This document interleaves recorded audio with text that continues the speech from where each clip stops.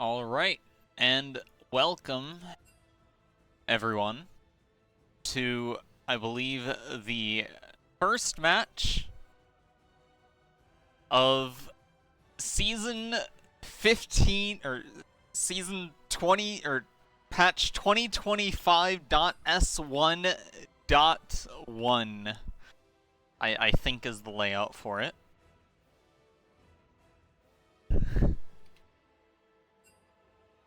I will be your caster, with J Mostis. Should be swinging by sometime during, potentially. Draft is starting here soon, I believe. Or I think we're waiting for one person. Maybe. I'll just leave it in the lobby for the time being. There are some pre-match discussions for either side to hear at this point, but it is pretty funny. Alright. Does look like everyone's here now. Hello? Hello? Hello. How are you today, sir? I am doing quite fine. Did they have the draft link already or no? Yes, they did. I will send that to you here in a second. Thank you, thank you.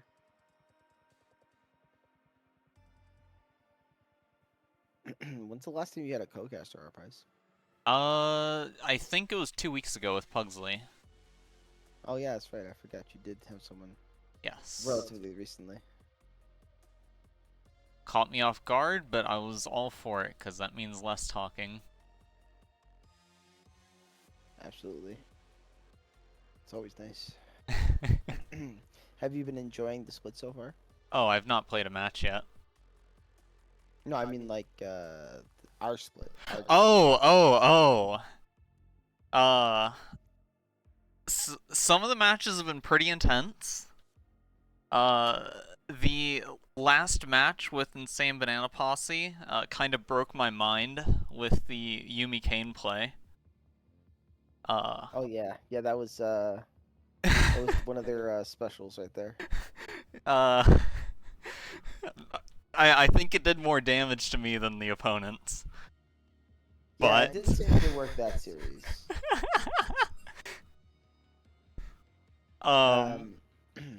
But yeah, overall, like, this split, I've seen considerable improvements throughout at least the previous splits that I've casted, which have been quite good. Matches taking a fair bit of time. There's been a lot of blood, a lot of really good macro on, like, from a lot of teams out there. Although I'm seeing a lot of picks, a lot of walking into darkness, and a capitalization being made of that pretty readily. Yeah, I think that's gonna happen no matter what, almost, unless you're like, and honestly, I can't even say that. Even the pro play picks happen, right? Yeah, less yeah. frequent for sure. But yeah, I mean, people will do that. They're gonna walk into no vision, get caught. It's like the classic. So, but yeah, I've noticed. I agree with you that there has been some bloody games, but the games have been. There's been some series, a decent amount of series, have been a lot like slower paced. Teams playing about macro more than they're focused on the micro parts of the game. And that's how you win, reality, right? Yep. League is more of a strategy game than it is a fighting game, or whatever you want to call it. If you want to a combative game or something, I don't know, but it's more about the strategy of it. Well, you see, top lane is more of the fighting game, but Yeah. overall, yeah. Darius versus Trundle, like that. Yeah, just Trundle bonk his head in 50 times, and then somehow Darius just one-shots him, you know? Yeah, that's everybody on the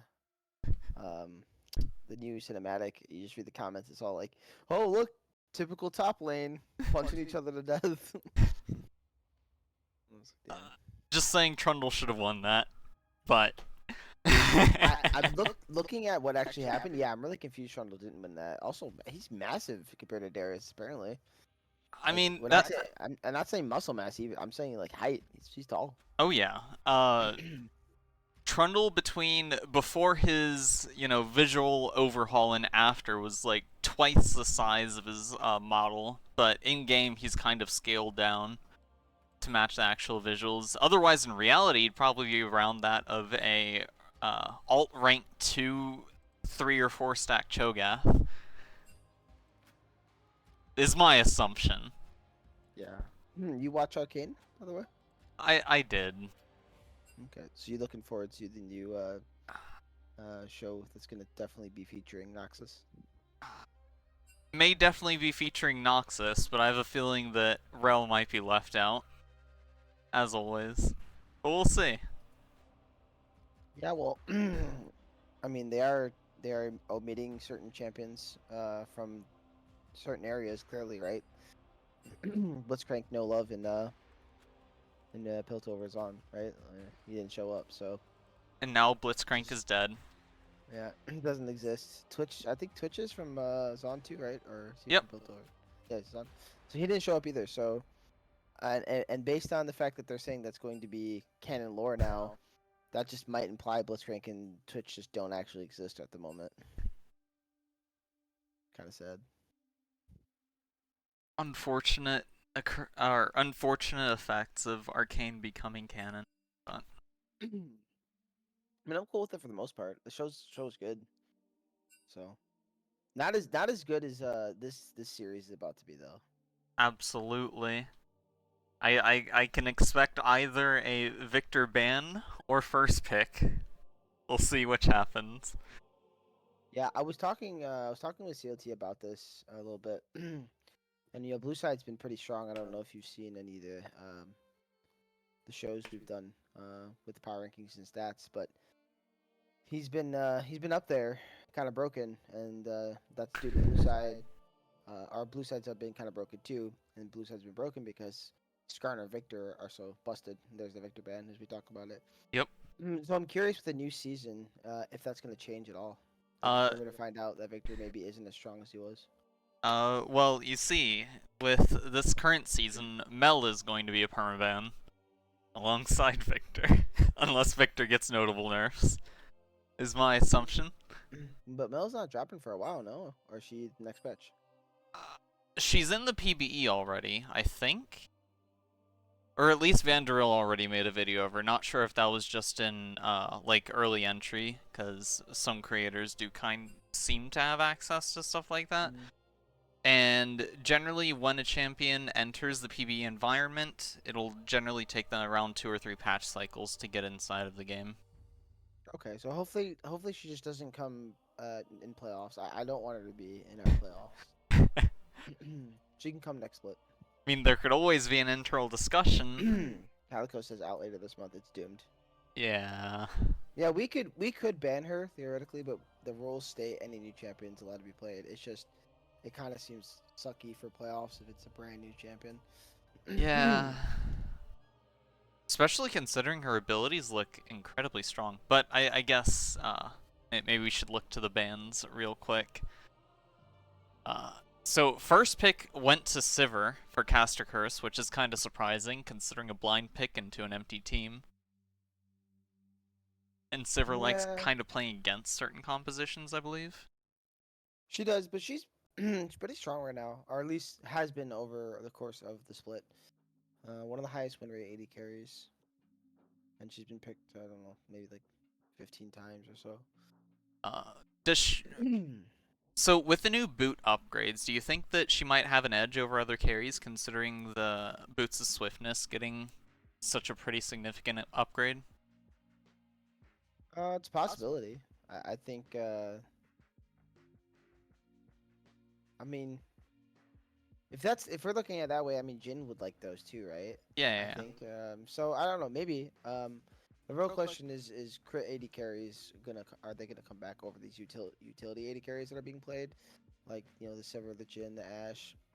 Obviously, they can all build crit too in the past, but that really wasn't their current builds. And it does seem like so far we've got some relatively standard picks at the very least.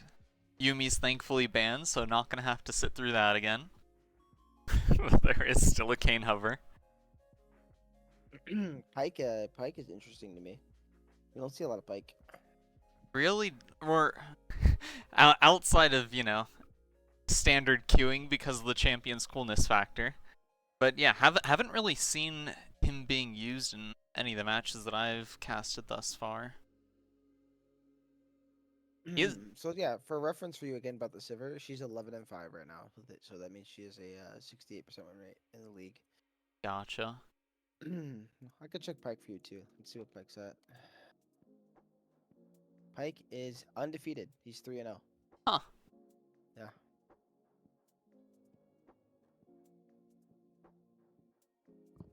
Now, were those blind picks or like counter picks, or do you have that information at this point? I do not have that info for you, Gotcha. unfortunately. Oh, looks like it will be a Seraphine mid and Nautilus Tristana bot into Pike. I think Nautilus should be able to carry himself fine into Pike, but could be problematic into the Sivir. Yeah, this might be specifically picked for Pike. Um, I would say it's a good matchup for not. Um, as far as Sivir, yeah, so far they don't really have an answer for the Sivir. If you ask me, I mean, all the stuff that she has to worry about, she can pretty much use the shield on. Now, of course, you can't shield everything, but if you have peel, you're fine. The question is, are they going to draft any peel? And so far, it's not really a peel team. I don't know if Sivir really works with the Vi Pike as well as something more front to backy engagey, but never mind. There's Huh. Ornn. Also, at the very least, Anivia does provide a degree of zone control, as well as the ability to kind of split off the enemy team, kind of forcing her opponent or the Sivir's opponents into a kind of forced front to back situation, which is what she generally works the best in. Why can't I pick Mel?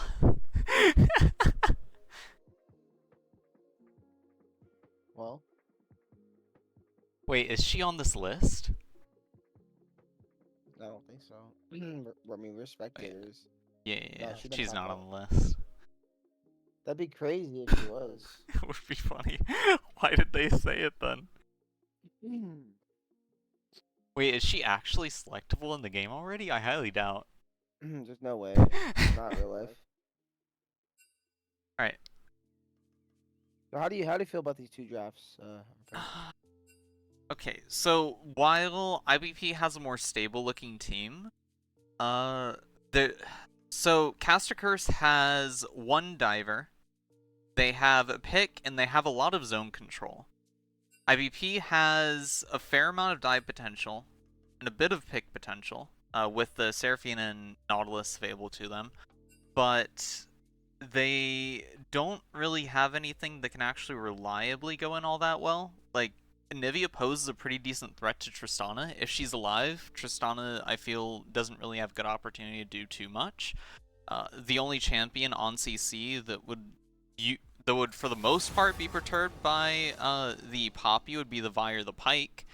But Vi does have means of circumventing Pike's and Poppy's W thanks to her ultimate. So if they really wanted to go on a target, they kind of could, but I also don't think that Caster Curse actually does want to be diving in these situations. So they'd probably opting for picks. So I'm sitting here kind of wondering what their game plan actually might be at this point. Well, I think looking at it, like yeah, I think it's pick every comp, but Vi is definitely to me a pick champion, so I think it works pretty well. I feel like Ornn is more of the disengage after the pick, and then Anivia is the zone control if the disengage isn't working as well. Because you can use the Ornn Horn multiple ways.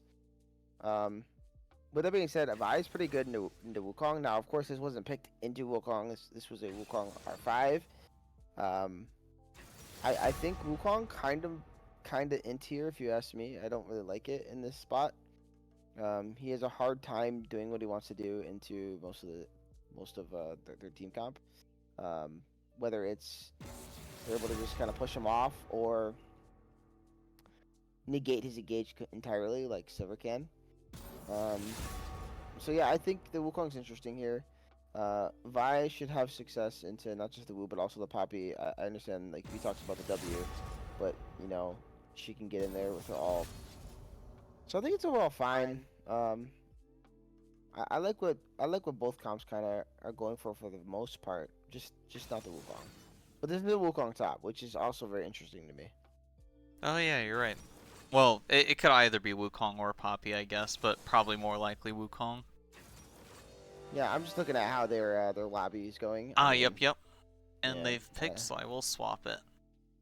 I think Poppy would have been better though in the top lane. She counters Ornn pretty well. She does. I forget if she has. I'm pretty sure that she has a bit of magic damage in her kit. Was it her Q or her charge? Maybe I could be misremembering. I should know this as a Poppy player, but I don't know off the top of my head to be honest. Uh, but yeah, Poppy in general, like the shield helps with the trades, and her raw damage output is high enough that kind of could contest with Ornn in the lane. Well, all Yeah, Wukong really has is the armor penetration from his Q, but otherwise, like, after first back, I think he's going to have a lot of issue because Ornn is kind of going into... Oh, that's actually a Nautilus mid. Uh, but, okay, outside of the Nautilus, Ornn is basically going into 280 champion, so Wukong is going to be struggling pretty hard unless we're going to see some lane swapping going on. yeah. Yeah, the reason why Poppy is good in Ornn is she can actually negate his ult and his dash depending on how she uses W. So he can't even play the game. It's pretty hilarious. Which can still do the same thing here, regardless of being in the jungle. I mean, it's team fights will be a different like way to play, and but in lane, like he just can't play the game. And I guess at the very least, if she does swing down bottom, she could at least bait Sivir's spell shield with Q before charging in, and if she does do that, her W would be up, Pyke pulls her in, and then she kind of has a guarantee on Pyke if needed, so... Kind of delivery action might go on there. Could open up the gap for Nautilus to actually get a successful hook onto either one of the two. Yeah, no, I completely agree about the Sivir. So It's there all might be about more how he plays threat. it. Yeah. The Nautilus into Anivia mid though, that one I feel like might be a bit questionable. Just because, wall exists. If Nautilus gets caught behind the wall, he's probably going to die. At the very least, he does have his ultimate to, knock Anivia out of her ult. If, his allies are there to swing by for cleanup duty. But otherwise, I feel like he's going to struggle. Yeah. I mean, this is a War Initiate classic. He plays Nautilus is like one of his main champions. So this is why he's played it mid lane multiple times to split. So I should have saw it coming to be honest. But yeah, I mean, I'm only curious about one thing, and I don't know. So a Nivea wall normally with a Poppy on her team can be utilized as a regular wall, so you can E someone into the Nivea wall and get the stun off. Does that work the same way here, even though they're enemy champions? Like, if Anivia walls, can Anivia wall vie into the, or can Poppy E her into vie into the wall? Like, Yeah. does it work that way? Yeah. Okay, that's pretty crazy. Also, Ornn can charge into Anivia's wall as well. So there's anti-synergy there, Uh, possibly too. Possibly. Because, do keep in mind the fact that any wall, or any non-permanent wall that Ornn charges into does get shattered, so. Yeah, but let's say he's chasing someone, he's trying to chase them, and then Nivea walls and screws over the orange trying to get to them. But hey, the knock-up AoE on his E is pretty darn wide, so it might actually land. While Yeah, keeping him to a safe position. and maybe it's just like a 5 head play. And I have seen CLT's Nivea gameplay. I think it was last week, one of the matches. And he does perform pretty well on her. Yeah, this is one of his main champions as well. So a lot of comfort from these teams. I think kind of expected. It's a make it or break it series for Insane Banana Posse, I should state. If Insane Banana Posse wins, there's potential they could force a three-way tie for the third and fourth seed. If they do that, they have potential playoffs. If they lose, they're officially out of the playoffs. Gotcha. So it's all on the line for him. Yeah. So Cast or Curse, even though they've been eliminated, they are playing to kick somebody else out. It's always fun to drag people down with you. Yeah, ruin their day, you know? Mhm. That would mean Insane Banana Posse, who I think is a pretty good team, and they were last split as well, would miss playoffs 2 seasons in a row. Where I think they're good. That's the crazy thing. Are you in game already? Yes. Alright, I'm at 12, 13, 14, 15. I am actually streaming it through Discord if you want to look through that. Oh, to match the times? Yeah, I can do that. Yeah. Welcome to Summer. What if I'm ahead of you though? I'm not sure. Then you'll have to pause. Yeah, let me see. 30 seconds until minions spawn.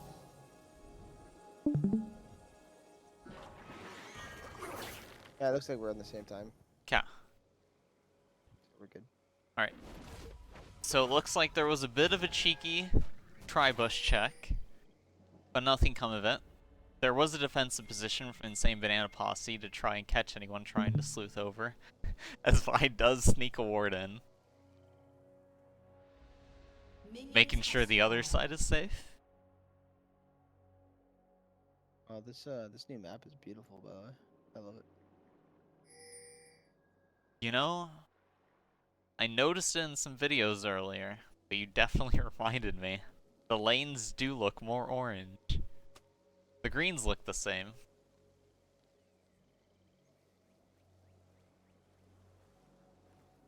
Ooh, bushy lane play. And cheeky bush play. Coming. And it was expected. Yeah, but Threshold Knight does get hit by the skewer here. It does a lot of damage. The Knight did come down. Exhaust dropped on Diablo Fox, and Diablo Fox is going to go down for a first blood. 2 Crackler. That vision placed in the bush, given a bit of safety for Crackler. Guaranteeing the kill on the Sivir. Really nice early lead on the Poppy. We'll see when they go back to actually take advantage of that gold.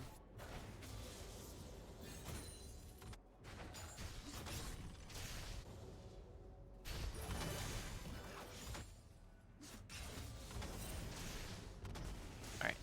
They are backing up to play it safe as their jungler will be working towards the bot side, so they won't put themselves out in too much danger. Ooh. Nice skewer once again here on the Crackler, but he gets the reset on the bomb, so he should be safe to jump out. Yes, he will.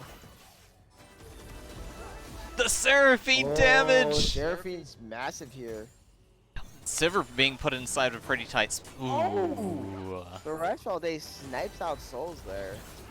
And Beautiful. wow. The Triumph saves from the minions? No! Minion shot. It's okay, a Seraphine should be able to shove this, right? Yeah, and that's a massive amount of gold here early on for the bot lane. Oh yeah. So. First component already completed for the Tristana.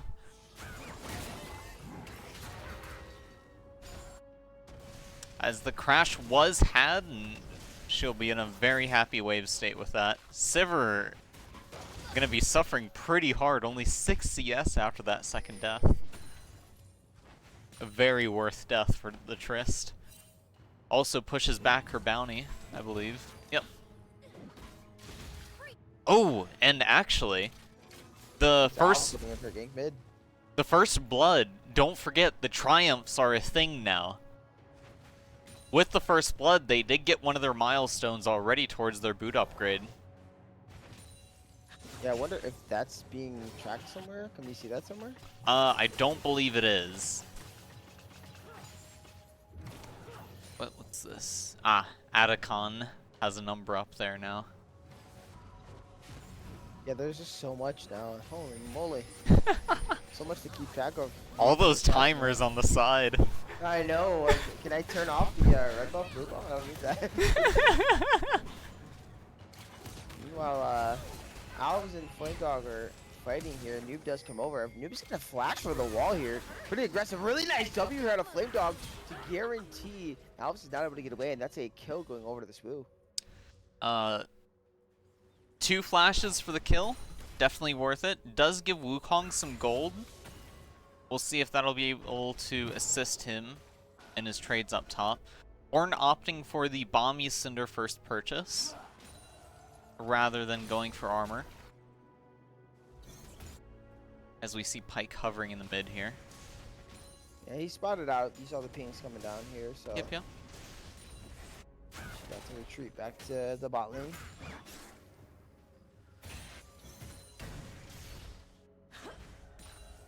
Ornn actually holding his own pretty well. Actually leading CLT in the CS. Although I guess that should change once level 6 swings by.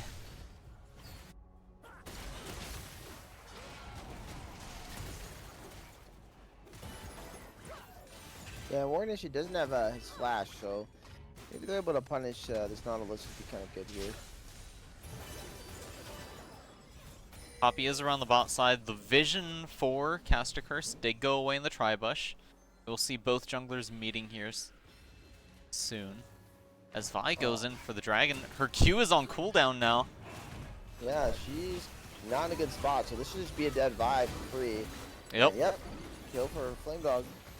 Nice leash for her opponents. As Caster Curse is off to a bit of a rocky start here. Pun not intended.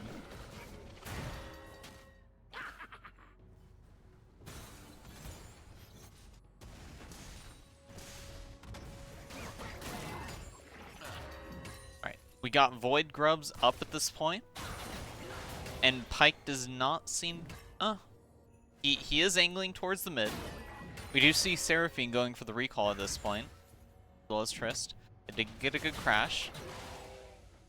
So we'll see how either side handles this objective coming up.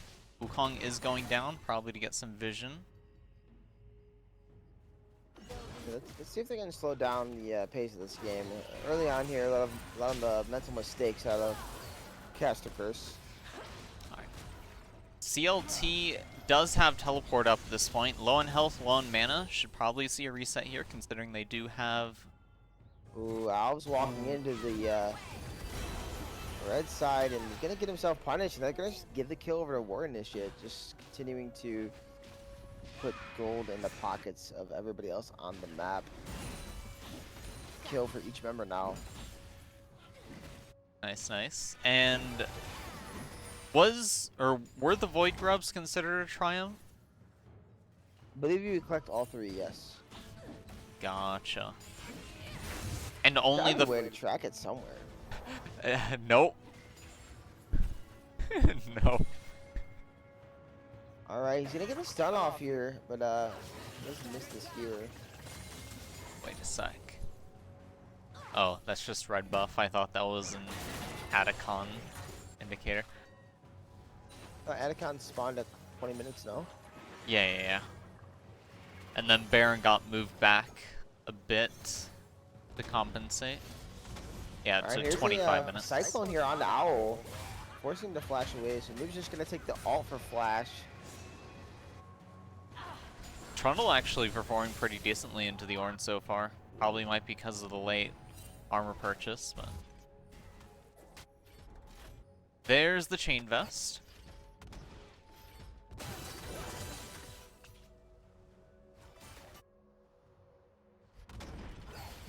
So... Next Void Grubs we got spawning in 3 minutes. Wukong establishing a pretty darn strong lead on the top side.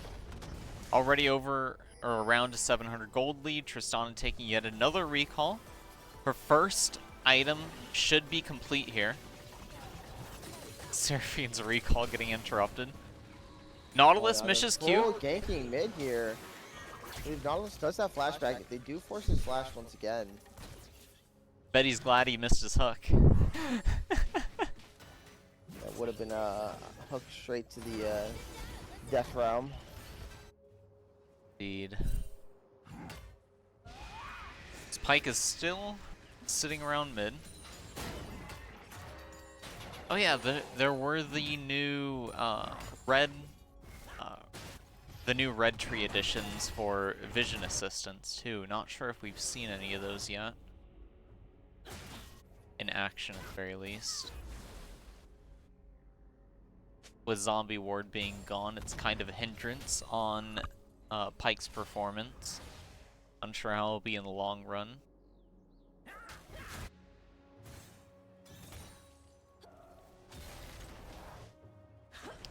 As Nautilus finishes Seraph's Embrace at 10 minutes. That is Seraph's, right? No, Rod of Ages. No, Rod of Ages. I'll say Seraph's Embrace Nautilus is crazy. What? Our pies. Listen. Hey, whatever you're smoking today, let me have some. They're both blue stabs. Cut me some slack.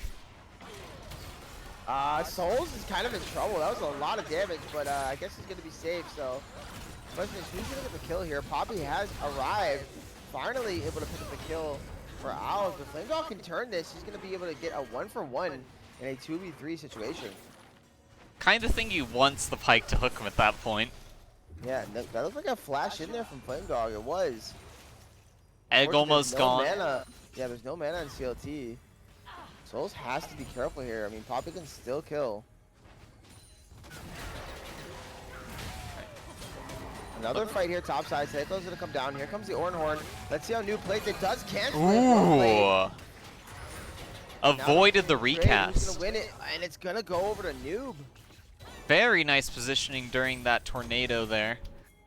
Knocking up the Ornn, disrupting him, putting him on the ropes for the recast of his ultimate, causing him to miss it, which could have given him the kill there.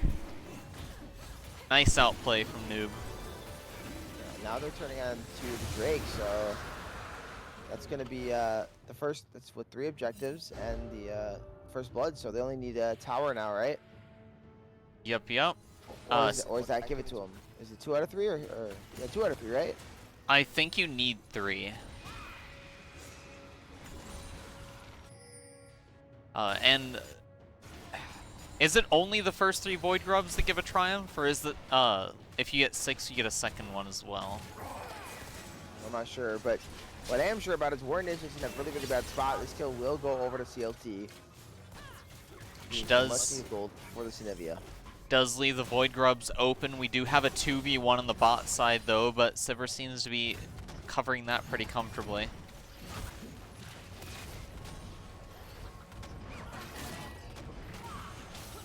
Only about 1.5 minutes left here on plates.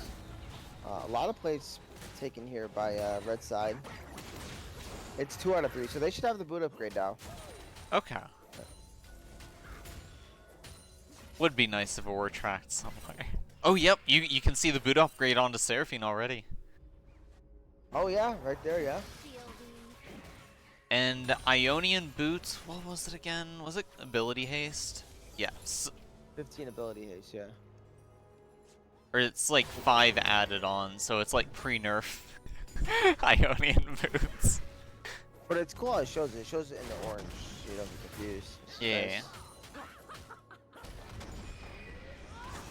Alright, and we got the plated steel caps upgrade on Poppy. That gives her a physical damage shield. I forget what the conditions are to proc it, but it is there.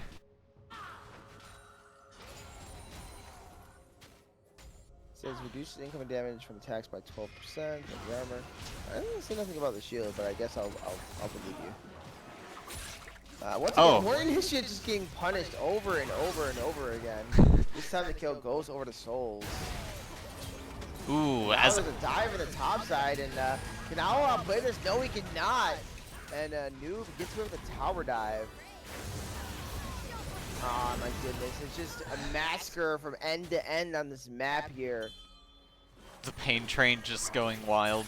Oh, and Yeah. I believe the shield was on PvE state. I guess they removed it. They probably found those maybe a bit too strong to give the winning team such a bigger advantage.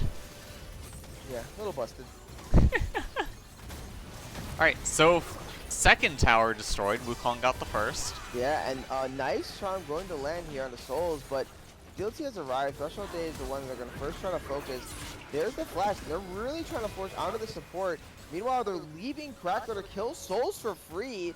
TP in for more initiates going to arrive here. And now there's a lot of damage here onto Elves. Here comes down the ulti.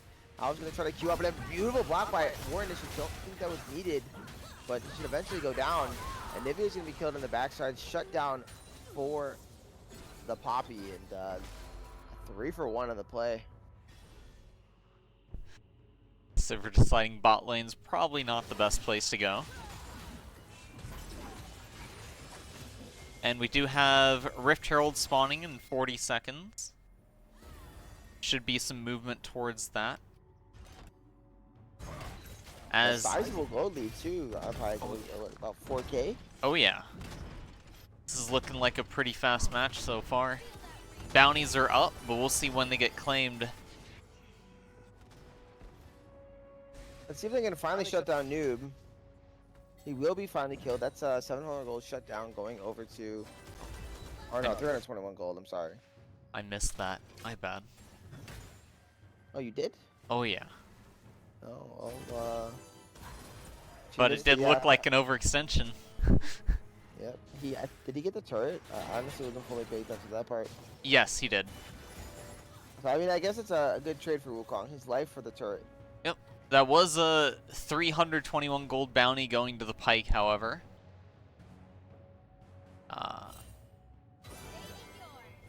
Probably would have been better off in, I think it was in Nivea's? Ooh, they're going to be in the bush. A really nice skewer here on to the Tristana. That's going to be a shutdown. Threshold Days going to be walled off. And that'll be a double kill here for Alves, who's now 4-5-1 on this Vi. We're going to try to keep his team in the game. Though ideally, she might want to share the gold with Anivia instead. Or you know, Sivir. Champions that can scale a bit better with that gold. Vi kind of tends to struggle later on the match. For sure, but Vi is going this more one-shot build, so I support it. Poor Owl, trying to run away here from Noob, but second from the cycle is going to come down. And there should be no chance for this Ornn to get out. A couple more whacks and he will go down. That Black Cleaver and Wukong Q doing some pretty heavy lifting into Ornn's armor there. Indeed. Ooh, I was forced to flash away from the Seraphine ult there. Thinking it would combo off of the Sivir, but it did get spell shielded, but you know, better safe than sorry.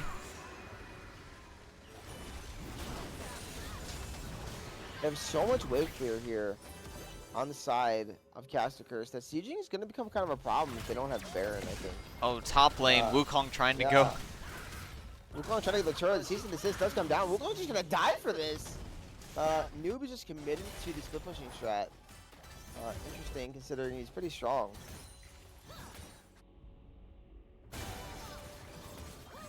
Well, the more he pushes, the more gold he gets on him, and he is sitting at almost 9,000 gold at this point with 2 completed items. Working on his next. Although I think he had the Eclipse before this recent death, so... His teleport is almost back up, so he is going to be able to apply a lot more pressure on the map even afterwards, so...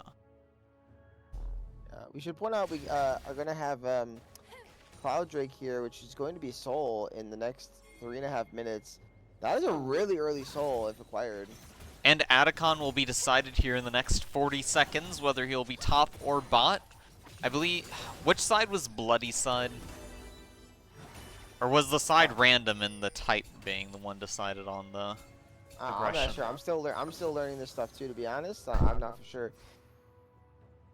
Alright, well, we shall see here when the map takes its additional adjustment. Or I wait, saw that's already they're showing there. wall. Yeah, he's gonna be top. He's gonna be Okay. top. I'll say it showed like the walls there earlier on, so I don't know how that's determined, but that's his spawn. It looks like there's some movement around the Dragon Pit. No actual objective play around there. Poppy just giving Nautilus some safety. But Atacon is coming up. Within the next 4 minutes, we will see our first kill of him of the split and see how heavily that buff impacts the game.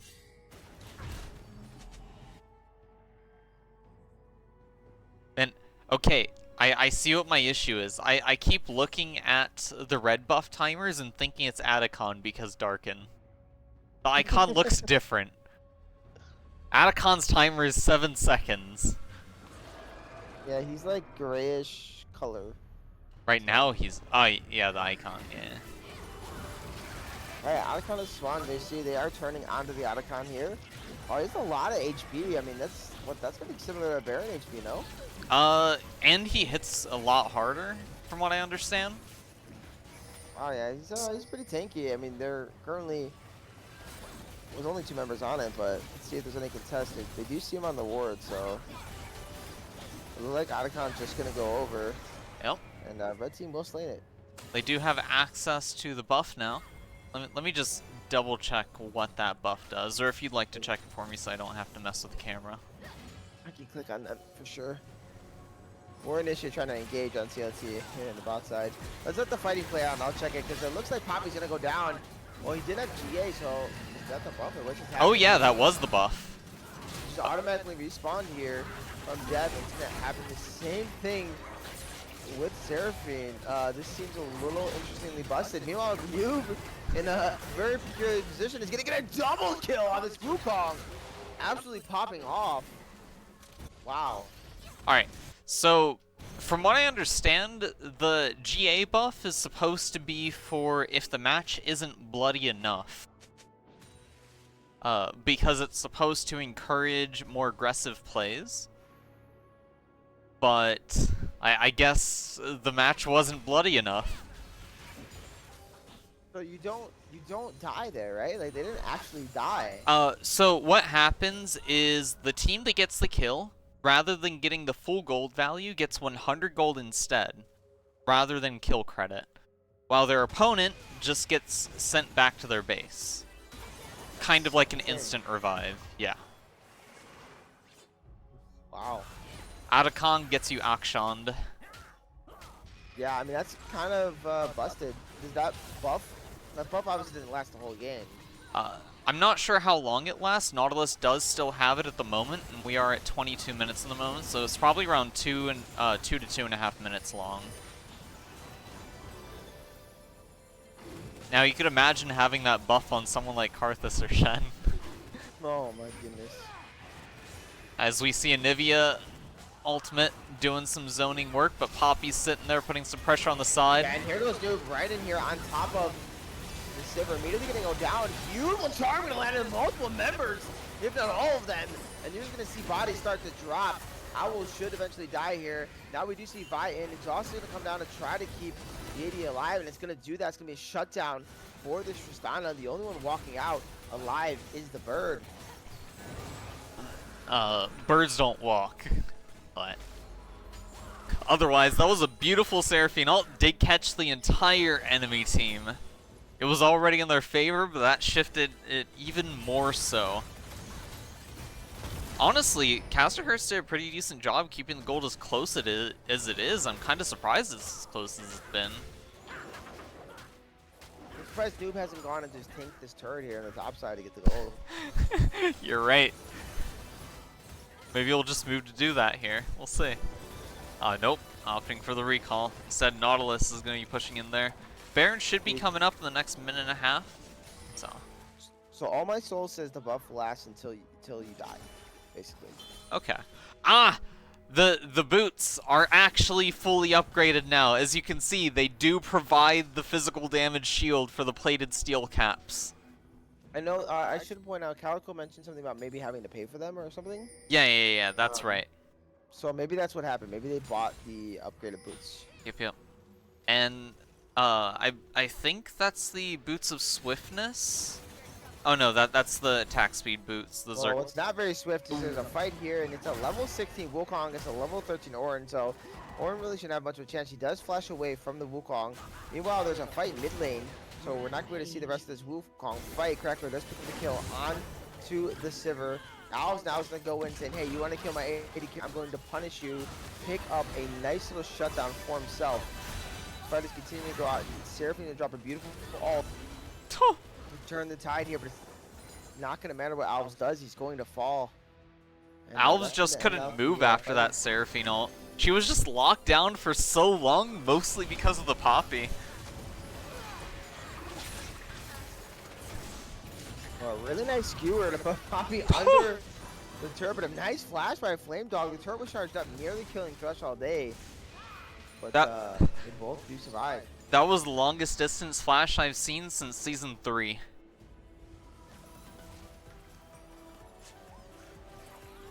So is that shield, is that an active, by the way? I should check. It's a passive. Passive, okay. Yeah, if it was an active, then it would have no impact at lower level play. True. It's a it's just after taking physical damage, you get the shield. Gotcha. And I'm sure it procs ever so often. Shield for 4 seconds, and I don't know what's the timer on that once it falls off. Right. As Alves is gonna find a noob here. I don't think it's the 1v1 that Alves wants, but he's taking it anyways. Does get the shield. Oh, but a beautiful W on a noob, and he's gonna say, "Sit down, you noob." Alright. As he will continue pushing into the bot lane of the enemy's base as Nautilus and Tristana shove in the other. Oh. Egg down. They're not just shoving in, they're shoving Tristana's gun into CLT's base. Yep. Unfortunately, and now CLT is off the map. That's their wave clear. And they're just going to start focusing this mid turret. They're going to take it down. Here's an engage from Flame Dog. Diablo is so low. Beautiful judgment coming out from Flame Dog to guarantee this kill onto the Sivir. And from what it seems like, our pies, I think this game should be well done and over with.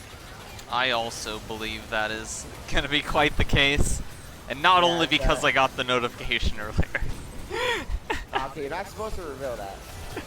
They heard a sound. He's casually, what's the word, I can't even think of the word right now. Spoiling. I'm sorry, it's the fourth wall, man. Fourth wall, what are you, Deadpool? Yeah, not, good game. Not quite. Good game out of Insane Banana Posse here. They played the map really, really well. I mean, considering this is a new map, and you get to kind of see, I shouldn't say a new map, but it feels new, right? New objectives, some new things on the map that matter. New boots. Apparently, Cassiopeia is doing quite well with the new boots, ironically enough. So how does that work? Because I thought she couldn't buy boots. They increase the power of her passive by 50%. That's insane. Yeah, so at rank 18, she gets like, I think it was either 24 or like 48 more move speed. One or the other. It's pretty wild. Right. Well, with game 1 done. Give me a bit after they gave me the spectator link. I am in, and I will move this screen to show and go off while I fix the visuals for this next. I can go off, like, start screaming about stuff? Yes.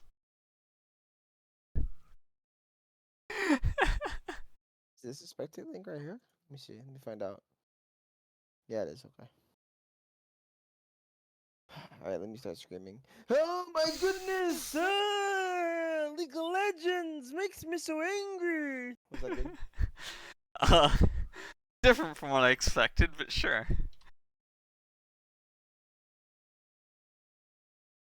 I really was not sure what to expect out of this this new season. So seeing it for the first time, like I have not played yet, I've not been in any games, I haven't even watched any games yet. So this is my first experience with it, and I have to say it's pretty cool. but I also don't know how I feel about it. It's cool, but I don't know how I feel. You know, like it's one of those things. Like, yeah, it could be fun, but it might be like kind of too much stuff to track too, and I don't know. Gotta I, feel it out. so with Baron being pushed back, I don't think the tracking is going to be too much of an issue, but not having the information of the the triumphs is definitely going to be a bit of a pain. Yeah, yeah, and there's a lot going on for sure. I'd like to know, like, is it really? It's gonna sound funny, and I really mean this. Is it going to be like overly impactful every game you have to play for the 2 out of 3? Like, is it really that important every time? Because like how you used to be able to trade grubs for Drake, right? Yeah, yeah. Sounds funny. It's not the same comparison, I understand, but my point is it something you're able to give? Are you able to say like we can give this Drake and the second Drake or whatever, um, and give this turret, it's fine. Are those things okay, or is it just gonna be like, no, you need to play for it because it's too busted? Well, supposedly the new map changes have given a positive skew towards whomever does get their triumphs acquired first. But it is a bit hard to track considering, those objectives always came with increased win rates upon acquisition. So it's kind of hard to say whether or not trading will still be effective, but First Bloods absolutely have significantly more value than before. That's probably why we saw both sides trying to take an offensive and defensive play before the laning even started that first match, which is something that I haven't seen too often in my casts. Generally, people used to go for 5-point defenses and stuff of the sort. But Yeah, maybe, I think 520 will still be good, but I anticipate uh we start seeing some junglers that maybe have more of a very heavy ganking style with high damage, like stuff like Lee Sin, continue seeing Jarvan, maybe Pantheon jungle comes back because he's so guaranteed, stuff like that. yeah, could definitely see the rise of early game jungles as well. Might start seeing Elise pop up a lot more often, and other Yeah. champions that can confirm early strong Hey, plays. wait a second here. This is something. This is something new, our pies. Hecarim. This is our first Hecarim of the split. Nice! And which Yes. Aphelios is this? I don't know. Less Fourth, exciting for you, I see. fourth or fifth. I'm not sure. I don't think it's one yet, unfortunately. Ah, this could be it. This could be the game that it wins. Alright. Being responded to with a Varus, but yeah, seeing a Hecarim should be interesting. Emperor's new boots. Hecarim's new boots. Uh, will be funny to see how he works with Swifties, or if the 5 ability haste on Aeonian boots helps bring him back. And I forget what else Ionian boots would actually get, because I did not check Seraphine. That's a good point, All My Sands. That's a good point. Cho'Gath coming out again. Not a champion I've personally loved to see recently either. I know there was a really funny Cho'Gath build in one of the series last week, so kind of curious if this guy is gonna take up on that. So full movement speed Cho'Gath. Oh yeah, I casted that my previous bout, and it was really funny to see a Cho'Gath go into a team of champions that he could mostly ignore and run up and take out whoever he wanted. Because the slow on his E is no joke. He taps you once with that thing, and you're basically as good as dead if his teammates are nearby, or if he's had any stacks and you're not a tank. Yeah, the Aphelios looks very yummy right now. If I'm Cho'Gath. But uh, what I will say is Thresh. Thresh has been pretty good this split. I think he's a very underrated champion when it comes to being able to um, heal. Like people forget how good he is at healing, and I think a lot of times he's picked more to be, the engagey, picky type support. But I think his appeal value is just as high, if not even higher. So within Aphelios, who wants to play more of a I don't want to call it a front to back. I like to call Aphelios the I just play back champion because he just loves everybody just running at his face. Um, so because of that, having a Thresh being able to reposition you, being able to just put down the box, just peel for you naturally with his entire kit that he has, I think really works well with Aphelios. Um, Now, of course, Hecarim wants to go forward, so I really think this is more of probably a pick Thresh. He's not going to probably play for the AD carry, but when you're picking Aphelios, I think you should. The Thresh pick at least gives Hecarim an even faster leeway into bot lane plays. So we'll see if that happen or if anything happens with that. And we got the Zac pick. We'll see if that's going to be mid lane or top lane in a bit. If he does go into Cho'Gath, which not quite sure where the Cho'Gath is going to be as of yet.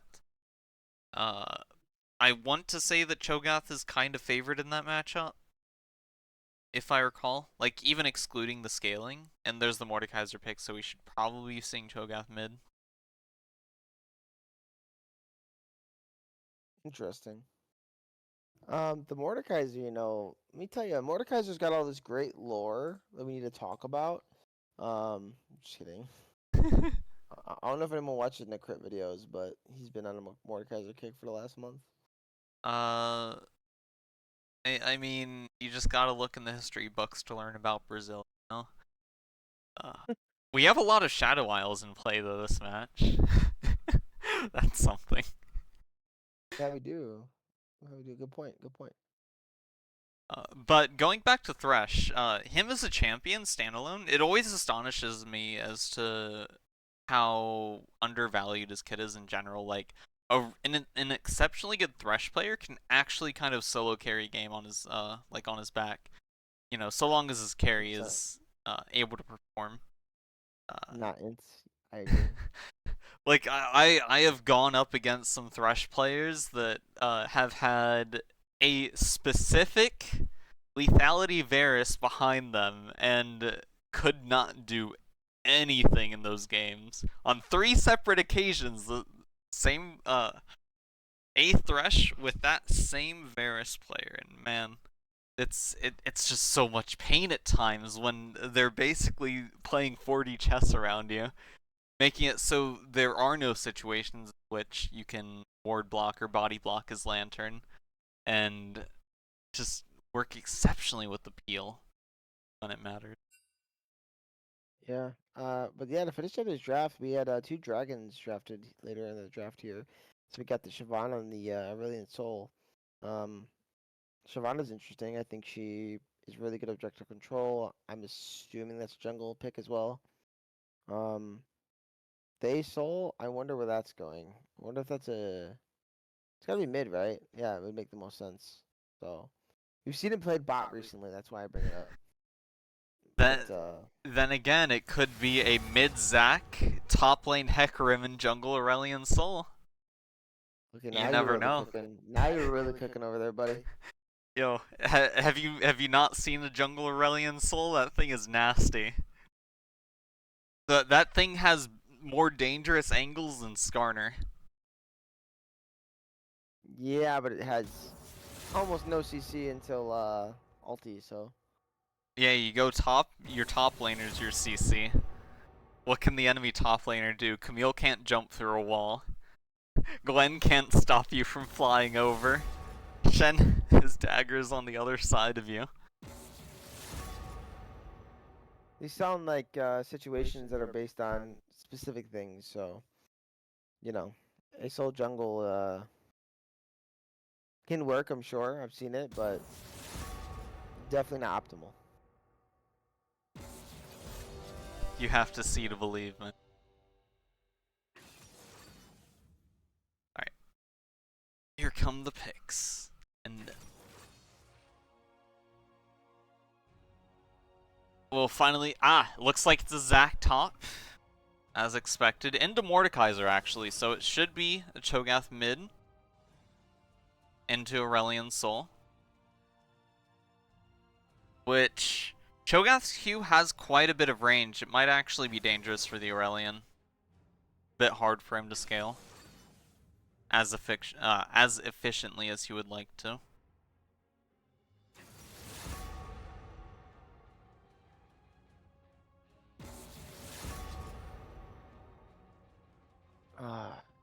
So what do we feel about the two comps overall? Uh, so, going back to how important triumphs are, or how important they seem to feel at a point, uh, IBP definitely has a more early game focused team, but they do have relatively comfortable late game scaling, because Cho'Gath and Varus do perform well in the late. Mordekaiser is kind of stable throughout. He is a bit weaker early on, but Shyvana, she is a lot stronger in the early and mid game. She's also power farmer, as is Hecarim, who is also relatively strong in the early game. Uh, in But Aurelion Sol is a late game scaler. There doesn't seem to be a lot that can help work with the Aurelion Sol, except for maybe the Thresh and maybe the Zac. At least in the early phases of the game. But the situations where we'll see that happen into a Cho'Gath would, you know, like, there's definitely faith in Thresh being able to cause something to happen there, but Hecarim and Aurelion Sol, I think, might have a bit of issues dealing with the Cho. Because I don't see him overextending too much, but that's just my assumption. In terms of the bot lane matchup, I want to say it's relatively even. Seraphine and Varus are both relatively strong champs. If either of them get hooked by Thresh, they're kind of slated to die, except Seraphine does have some countermeasures against it, especially after level 6. And, you know, the rest of that kind of depends pretty heavily on Aphelios' play. So, I want to say the early game is a bit of a toss-up. The mid game I would put in favor of Banana Posse, and late game,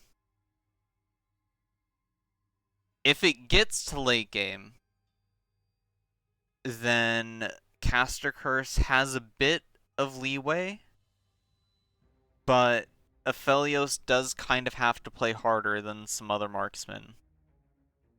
This is true. I'm gonna give the late game 100% to Castakers. I mean, Aurelion Sol Aphelios, Thresh goes hard. And that's not even including Zach's scaling as well. So, Yeah. and I think the range from Aurelion Sol is going to be too much for them to handle if we go late. There is always the Cho'Gath that can counteract that. They do have the Mordekaiser that can also counteract either of the problems from Caster Curse should they arise. So at the So, very yeah, least, I think Mordekaiser, if they're late game, just dies. Even in his ulti, if you ask me. If this is late game, right? Sure, Mordekaiser mid game is gonna slap. So I don't know. To me, it feels like usually level 16 Mordekaiser ultimate is just when versus the majority of the champions, it's just kind of a he definitely wins button. Like, yeah, there are definitely some outliers to it. Like, Aurelion Sol should be able to fight him pretty well in it. There's definitely some champions that could just not die in it, like Hecarim. Thresh could also fall under that. But I guess for Zac, it would kind of depend what route he builds. And Aphelios, he'd probably actually just die if he did get level 3 Mord ulted. So I guess he and does have some problematic ult options, but we'll see. well, we are about to get into game 2 here. About 30 more seconds. So yeah, first series of week 5, last week of the split. How are we feeling, our pies? We feeling good about how this week's gonna go? How what? How the week is gonna go for all the teams? We feeling good? I It's gonna be a fun week 5. man, I forget team names that they evade me, but I recall seeing two exceptionally strong contenders throughout those matches. Let me see if I can jog my brain. So bad with names. Well, there's a lot of marquee matchups this week. Obviously we're gonna focus on this one as soon as it gets in, but Yeah. you've got Small Brains versus Backdoor Bandits for a 1 seed spot. You've got Coin Ghost versus Instinct CK. Coin flip has been crazy throughout. Yeah, coin flip's been really good. Are you already in? Yes. 15, 16, 17.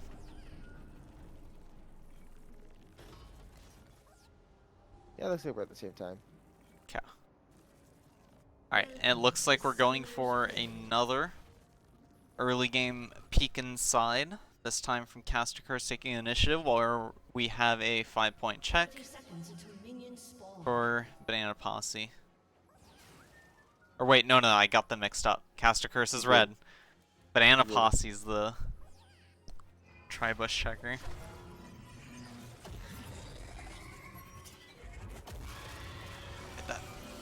Okay. They were expecting a Thresh invade here. I think it was kind of smart not to invade if you're Kestikers. Hmm. Walking into a Cho'Gath Seraphine and Minions have spawned. Mordekaiser could be pretty scary. I don't know. I don't think Cho'Gath is a very strong level 1 champion, you know? No, but that Q goes hard if you're walking into it. Oh man, those matches when you have a Cho'Gath and Scion for level 1 counter invades are always so juicy. Or if your Mordekaiser starts E and just pulls everybody back. Though could sometimes work against you, especially if it's, you know, a bit mistimed. Just give the entire enemy team entryway into yours. Nice dodges here by CLT, dodging both of the early Qs. Opting for auto trading here into War Initiate, kind of gets him his health off of him. But War Initiate does have Doran's shield and second wind, so that is a lot of heal that he'll keep, or health he will be getting back pounded with his passive. Stepping up here. Does have hook. He's gonna miss it. I'm surprised he just doesn't walk in there with Flay. I think that would have been the angle, but opts in just to try to hook there. As Siobhan is pathing towards top, Hecarim's pathing towards the bottom, and Caster Curse is being pushed in at this point. Or no, actually they're pushing out. Okay. I had to count real quick. Put my kindergarten tech to action. Ooh. Nice hook! Nice hook here on the threshold day, but Soul's being so low from the previous fight. There's a flash on Crackler. Crackler's going to get first blood here once again. The bot lane. I'm the same Banana Posse coming through. Thresh all day, not seen him use Thresh yet. But he definitely knows how to play against him. Got hit by the hook, but it just kind of led the Thresh into their own abilities. Yeah, that had a lot to do with how the level 2 went. Unfortunately, Souls took a little too much damage there to be able to allow to make that play.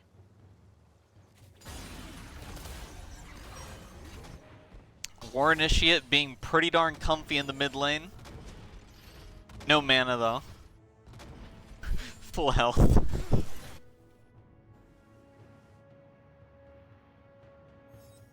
As Hecarim is rearing to make a move potentially. Initiate does have flash available, but again he does have a pretty big health pool of, on him. Does decide to flash. Burn, though. Plays it smart, plays it safe. Teleport coming in from noob. That visual is so strange. How you just zip in now, and you can once again teleport to non-towers. Those tower noises.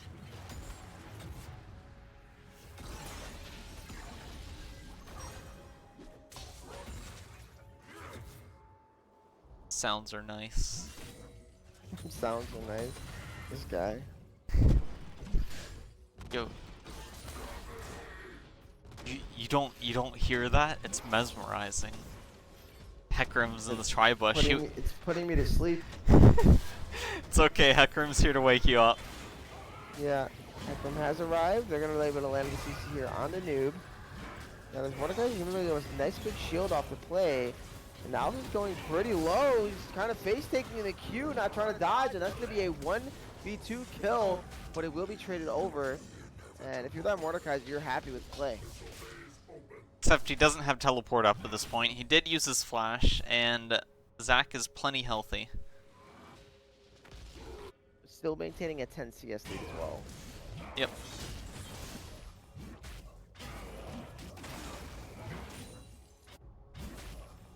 There will be an XP lead on Zac, but it's just going to be pretty slight, so yeah. Ward is pretty fine, actually. Do keep in mind, though, that the First Blood was already obtained from Banana Posse down in the bot lane. So, the top lane play, unfortunately, a bit less value. But And they were able still to get fun the Drake, to watch. so they're off to a nice start here. They're going to turn on to Grubs. They brought the Seraphine over for it, too. She already started them up, so they're on their way to getting the boots upgraded once again in this game. Yep. And it is going to go uncontested with Hecarim over on the bot side and no vision for their team at this point.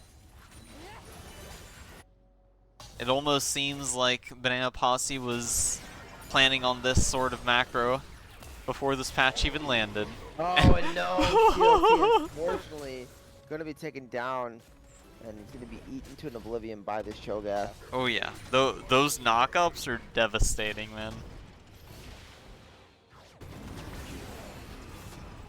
Initiate just trying to walk out. Yeah, he's trying to knock down. I think he'll be able to, as Hecarim has exhausted everything to try to kill him, but he was pretty much full HP. Will heal the rest of it. Mordekaiser doing pretty well in his spats against the Zac. As we do have some pings going on in the bot, we'll keep an eye on that. As Owl's Owl... about to go into passive. Wait, he's dodging out, playing it pretty well. I'm very impressed with that play there, Owl. Yeah, very close flash. Utilizing the blobs, he didn't have passive, so those perfect uses of his blobs keep his HP up, as well as that flash you just noted. And Hecarim is sitting around the top side, so while he is on low health, he did preserve his blobs, didn't give a kill yet, and Hecarim could swing by if he wanted to. Looks like Aurelion Sol might be leaning over, actually. No.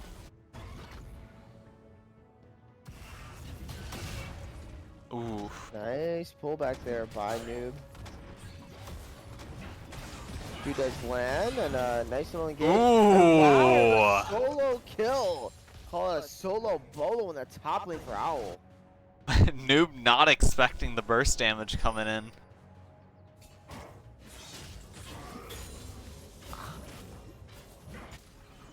Owl seems to be maxing W first. Doesn't need that bonus range on E. Does get a bit more damage output over sustained fights with W. War Initiate doesn't have flash for a little bit longer here, so let's just see if they can punish that. No Q, and he's walking in, so he's having a pretty rough spot. Oh no, unfortunately Souls does miss the flay. But Owl's gonna find out this Seraphine. Seraphine does have flash to get out, flashing towards the team. Nice hook's gonna come down, but a beautiful Q into a dragon form that's gonna be able to pick up a kill. Now CLT does get a kill back, and here's a fight by Diablo Fox. He's trying to turn it on the Cracker. They're committed on the turn. They're gonna get the kill. Very well played. The carries are popping off. Nice flash by Diablo Fox. That's a shutdown kill. Beautiful ult by CLT, and he's gonna be able to not quite get the kill on a Flame Dog, as Flame Dog's able to flash out. At the very least, that was some exceptionally good gold allocation. Lots going to Aurelion Sol, lots going into Aphelios. Should be able to see that get carried well. And now we're all tied up here in gold. Granted, Banana Posse does have the triumphs they needed for their boot upgrades, so we will soon start seeing those contributions take fruition here in a bit. I thought it was 3 objectives, not 2. They got First Blood, they got the 3 grubs, and... Threshold Day is going to be taken down. That's a nice onslaught of shadows out of elves there. Yeah, but I mean 3 objectives. Yeah. Grubs and Drake, so that's 2, right? So. Or, no, and they got First Blood. Right, no, but I thought it was supposed to be either you get 3 objectives and a first blood, 3 objectives and a tower, first tower, or first blood and first tower. Ah, I thought getting a dragon was its own thing, getting grubs was its own thing. I forget. I don't know, it's weird.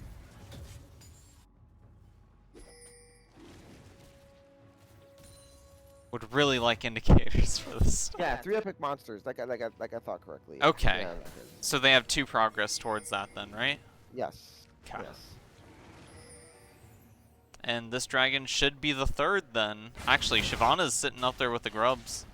That will Yeah, be so the 3rd. that's their way in.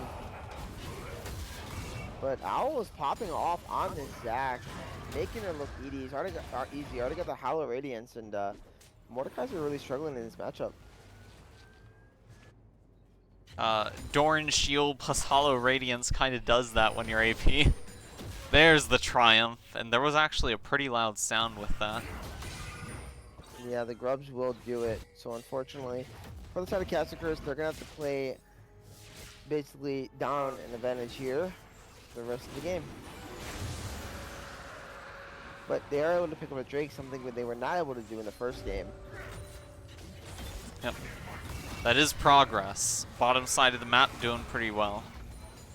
Despite the first blood being given. And CLT, every time he's hit by these Qs, so much damage out of this Shogun. Mm-hmm.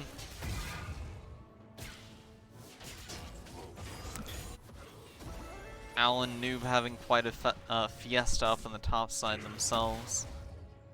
Noob does have ultimate, so Al's playing a bit safe, but I wonder when the trigger's going to be pulled. Hecarim is working his way towards the top side, but we'll see if anything gets played off of that. Could just bait Mordekaiser into an ultimate and trap him in there with him. There by touch all day, but no, Oh! Change of corruption, leading to a beautiful charm. That's gonna be a shutdown kill onto the Diablo Fox. Those buffered attacks from the Aphelios nearly taken out Seraphine. There comes Hecarim. Flash away, but yeah, Hecarim picks up the kill. So, Blob's coming in handy. Kind of surprised that wasn't via Mordekaiser ult there, but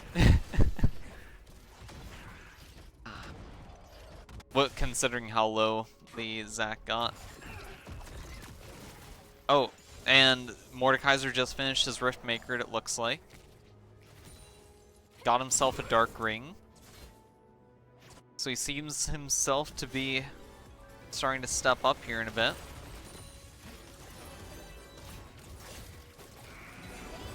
That he feels an advantage over the Zac. Hecarim will be spending 1,600 gold here. We see those upgraded boots sitting on Shyvana, or the boots ready to be upgraded on Shyvana. Sork boots give extra magic penetration. Some penetration that no other mage on the opposing team is going to be able to have access to. Being a bit of a threat to the Hecarim, threatening him off his red buff. Al! This is also coming down, but Al's gotta be very careful. Forced to flash away once again. He's going to survive. The Realm of Death did come down, but it just wasn't enough to kill. Hecarim kind of in a tight spot here. Zac almost getting spotted out by the Shyvana in time before his recall finished. But Al, yeah, he looks. They're considering diving here. They're gonna try to. Nice pullback, will land. He does not have his onslaught of shadow, so he will go down to Flame Dog. Meanwhile, bottom there's a bit of a fight, and this Thresh finds himself a bit locked up. Souls is trying to walk out, forced to flash away from the Encore. In the fighting bottom lane. This game has been very, very, very hectic and back and forth. Oh yeah. Mid lane a bit less hectic. Aurelion Soul sitting on 190 stacks though, so he is starting. He is scaling a bit steadily. Not too much Cho'Gath can do into him at this point. Though you know he is Aurelion Soul is getting pushed under his tower, so. Meanwhile, Biffy posting in the chat here, 70% win rate for the team with feats. So, if that trend continues, I expect Riot to be doing a bit of a hotfix nerf on the feats. As noted before, though, you do kind of want to compare it to how the stats of the similar objective leads was before this patch to see just how much of an impact there was. Very true. Meanwhile, though, what we can't compare is this Cho'Gath to living because he has been deleted thanks to a nice owl gank.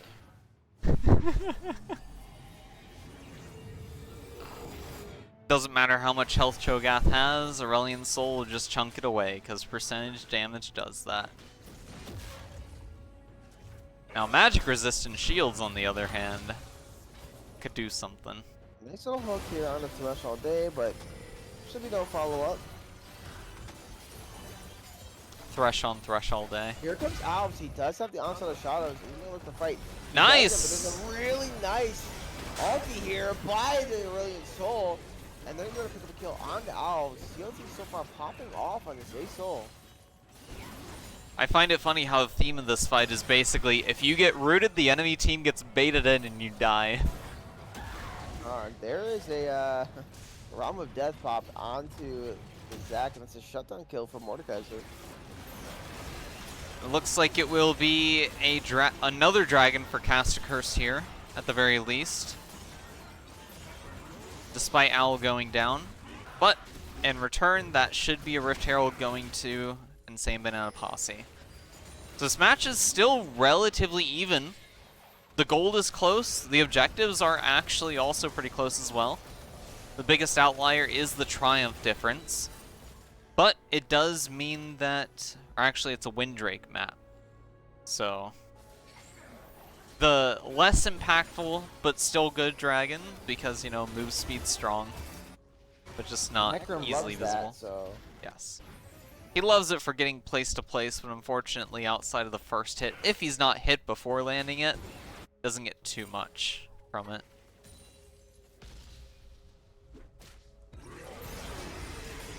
Oh, and, you know, if they get soul. Wow, Diablofox so much damage by himself.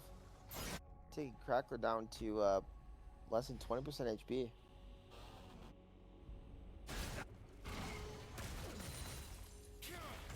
It looks like Varus is opting for the lethality route.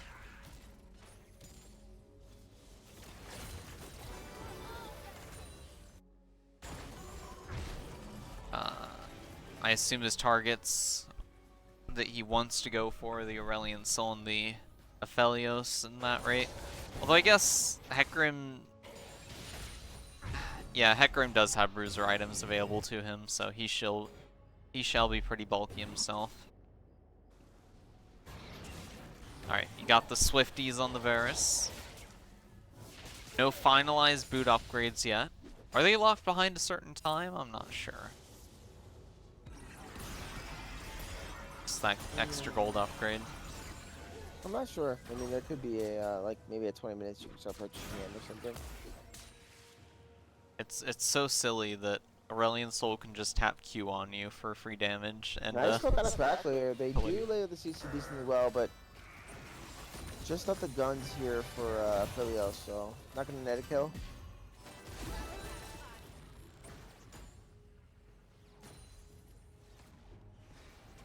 Calico says after 2 items. Okay. Oh yeah, that's right. Thank you for the reminder.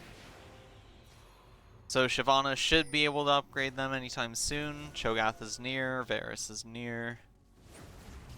I'm flashing here from Cracker. They're trying to sit a play. I mean, and Dot. a soul kill by Diablofox, but the kill will be traded there by Flame Dog.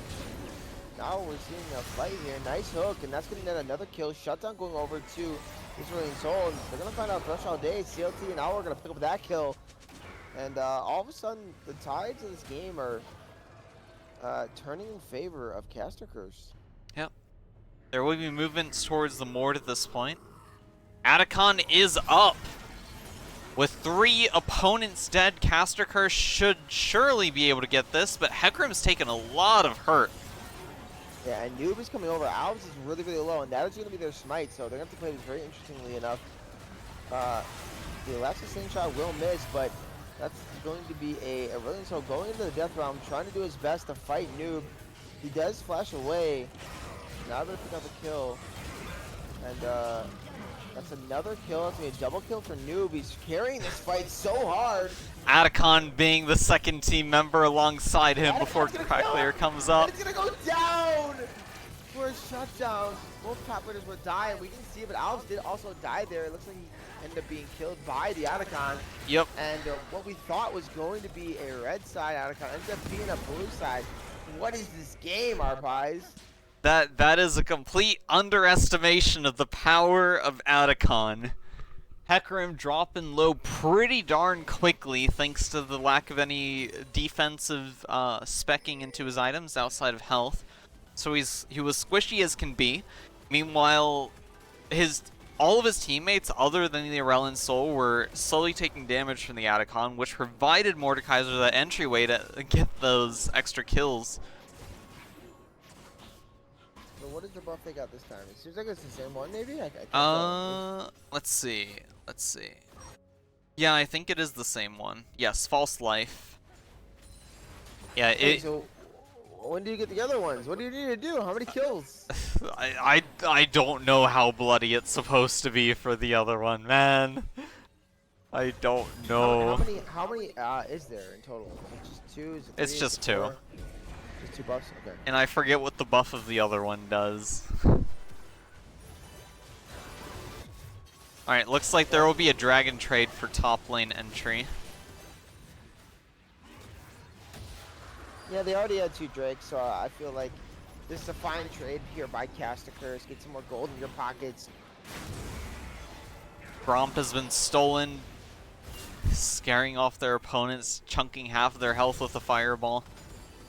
The visual glitch with the blast cone happening yet again.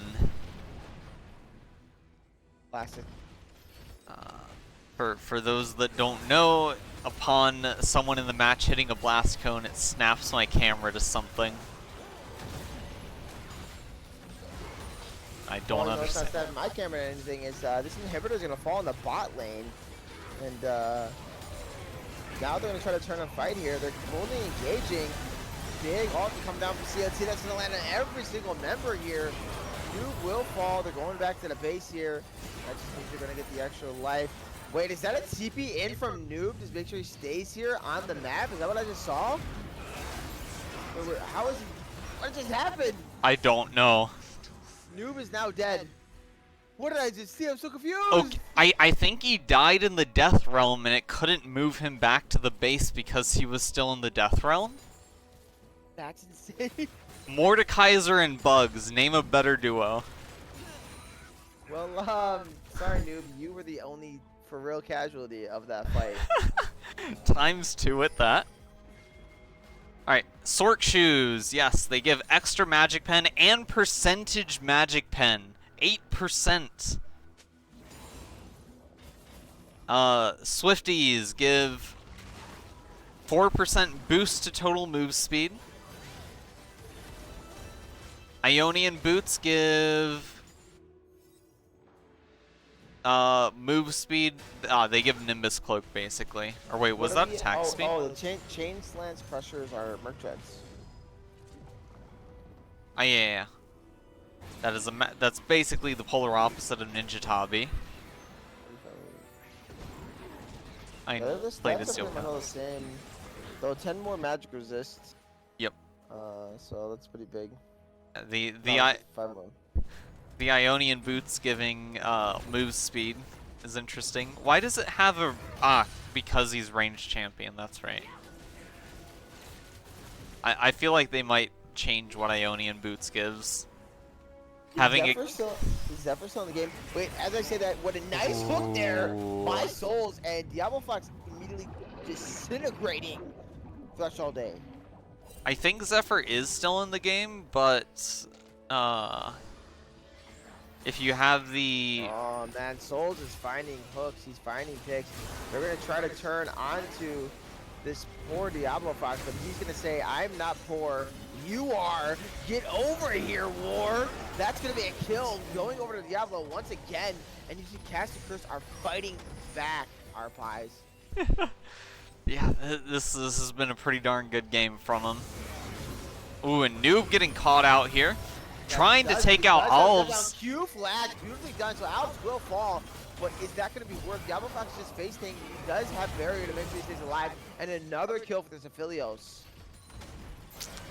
Mordekaiser does not have any armor on him, so he does get chunked pretty darn easily by the Aphelios.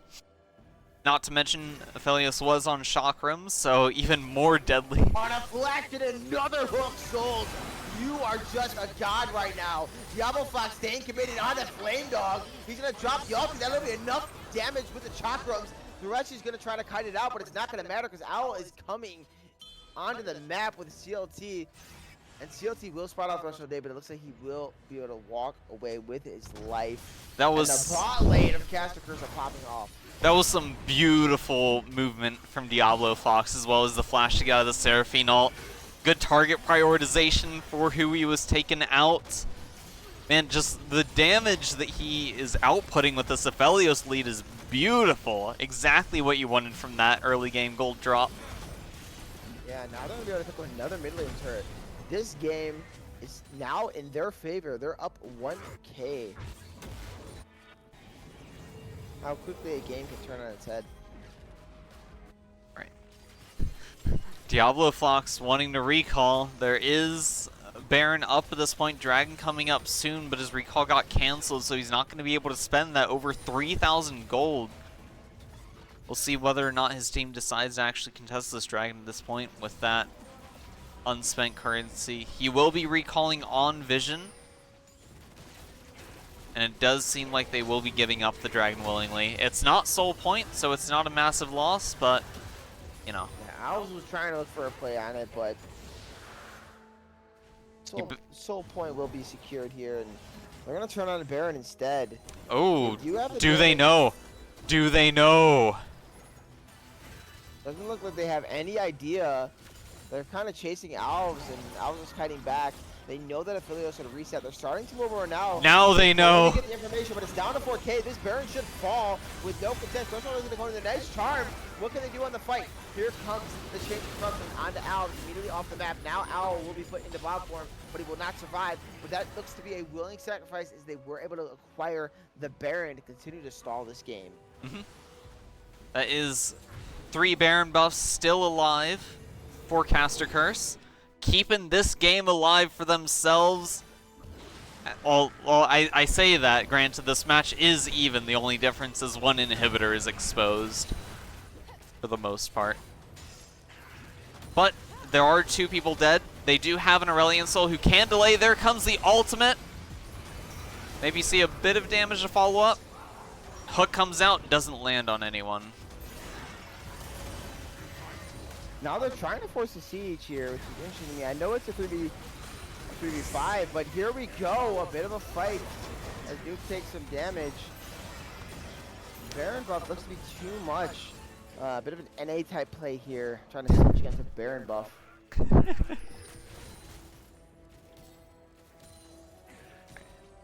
Baron buff doing its work. It was a very nice trade there. They do give themselves some leeway. Dragon will be at a staggered spawn for the next Baron.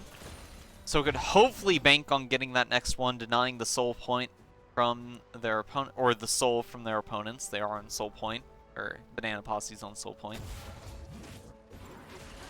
We'll see where that gold gets spent. It was unfortunate that Aphelios' back was canceled back then, but they are in a much comfier position at this point, as things have calmed down. Taking a look at how the gold is spread, Mordekaiser is doing quite darn well. It feels like anyone he pulls inside of his ultimate is going to have a hard time. Maybe except Aphelios, but we'll see how that goes. It kind of depends on what guns he'll be on. Cho'Gath seems to be struggling a bit. Just only has magic resistances at this point, so Aphelios can actually shred him pretty darn cleanly. Seraphine also struggling a bit in terms of gold, but her kit does provide him a significant amount of usefulness thanks to the charm. Varus has a lot of beefy opponents that he's going into at this point, so his lethality build is going to start struggling some. Meanwhile, in Caster Curse's end, Aphelios is mega fed. Aurelion Soul is getting quite there as well. Not quite as fed, but not as stable as the others with less gold than himself. Meanwhile, the rest of Caster Curse is relatively even with each other. So as we can see, Aphelios and Mordekaiser seem to prove pretty. Caught face checking. He's gonna go into the death realm and be immediately taken down by Noob, and that's gonna be a lot of AP for a bit here. There's the face checking I was talking about before. Seems to be a big deciding factor in a lot of games. We'll see how it gets played around at this point, but it does seem like just 2 recalls are going to be coming out. Thankfully, there are no objectives up yet, but that does mean less gold for Aphelios to build up before that objective, and for Aurelion Soul to They're gonna build look up. for a fight here on the War Initiate. They will have the CC. Question is, what's going to be the turn? There's so much damage out of Diablo Fox here. And he's going to pick up a nice kill, and he's going to go godlike. Nice cancel here by Threshold Day. So there's a missing mid laner and a missing top laner right now for this Soul in 45 seconds. But both of them should be alive for it. There is a TP on War Initiate as well as CLT. Now they're going to look for another top laner here on the other side of things. Owl, what are you going to do? Nice dodge in the Change of Corruption. Beautiful in that elastic slingshot to make sure he's able to get out alive. Aurelion Soul is up. Are we going to see a power play coming in here? Out comes the Hecarim. Oh, the onslaught of shadows here. What does this fight look like? And a beautiful cancel by Flame Dog to stop the elastic slingshot. That's massive. And unfortunately, oh no, the charm is going to land right onto CLT and Souls. And if you didn't see in the back there, but Philos got picked off by Noob, and now this fight has gone so bad so quickly, and a triple kill for this Mordekaiser Arpies, and I think that might be the game. Let's see what happens here. They do have 40 seconds for a push here. They do have ample life gauges they can get that push on. They do have considerable damage, considering that is an AP Shyvana. She should be able to melt these towers like they're butter. Oh. Yeah, they're marching it down. I think that's going to be game. Still 15 seconds on the Souls and 15 seconds on Diablo Fox. Yeah. They found the plays. They found the picks. An insane banana posse on the back of a wonderful Mordekaiser performance are going to keep their season alive. It's a very strong Caster Curse and very strong second match the Caster Curse put up, but unfortunately that last fight was terrible for them. Very unfortunate. And unfortunate for me, I'm going to have to head out here. But thank you for having me on the cast. I'm going to go pick up my wife. I know normally I would do an interview with some people, but I cannot. So thanks for letting me on. No problem. Thank you for joining me. Alright, and as we close out those 2 matches, Noob in Game 2 was a force to be reckoned with. He was an absolute monster after about like 11 minutes in. Al putting up a good front until that point, but Noob getting that in exceptionally good angle in that last fight, coming in through the rear. There was no vision, if I recall, set up by Caster Curse, which is unfortunate. Provided Noob access to both Alves and Diablo. Diablo, you know, obviously being the most important component for Caster Curse's team throughout the entirety of that final match. And his death basically signaled the end for his allies at that point. Flame Dog coming in with the AP Shyvana just absolutely destroying those towers in the end there. Like, all she had to do was power farm, throw out fireballs, and nuke objectives, and she did her job. Unfortunately, Caster Curse struggles started a bit when Noob came in during the Atacon attempt. Alves is kind of left in the dust, not anticipating quite how much damage the new objective was going to deal to him. and didn't know the safety distance to get from the objective. Thought he could hold it a bit near the end, but unfortunately died. Noob getting a double kill from that instance and allowing his team to secure Atacon for themselves. They used that buff to push 4 inhibitor on the bot side, allowing them to basically die for just about a 400 gold tip to their opponents in exchange. Except for Noob, of course, who died twice, because I assume was his Death Realm bugging out with the Atacon buff.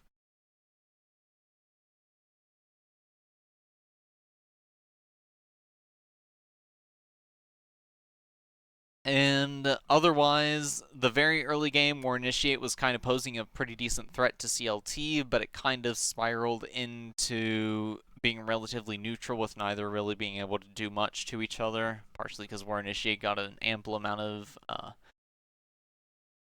magic resistance. Aurelion Soul was specking for some magic pen, but it didn't really amount to much. I think Bloodletter Curse might have been the downfall of that situation, probably compounded with having the Zac on the top side, which provided, or which led Mordekaiser into building some magic resistance. Not a lot, but some.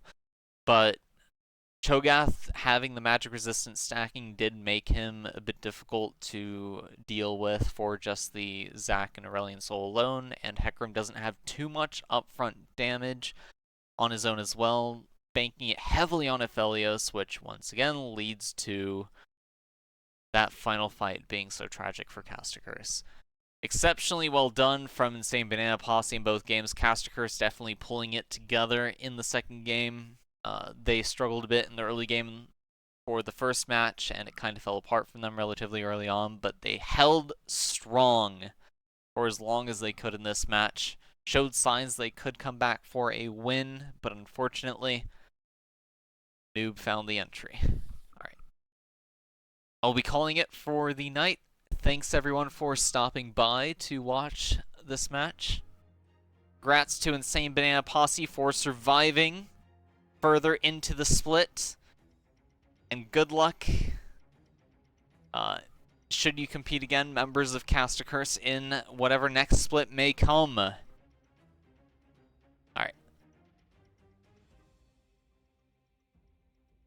Alright, thanks all for watching.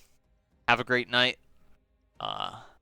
Snow shouldn't be as heavy this time as it was during last stream, but stay safe nonetheless. Have a great night and stuff.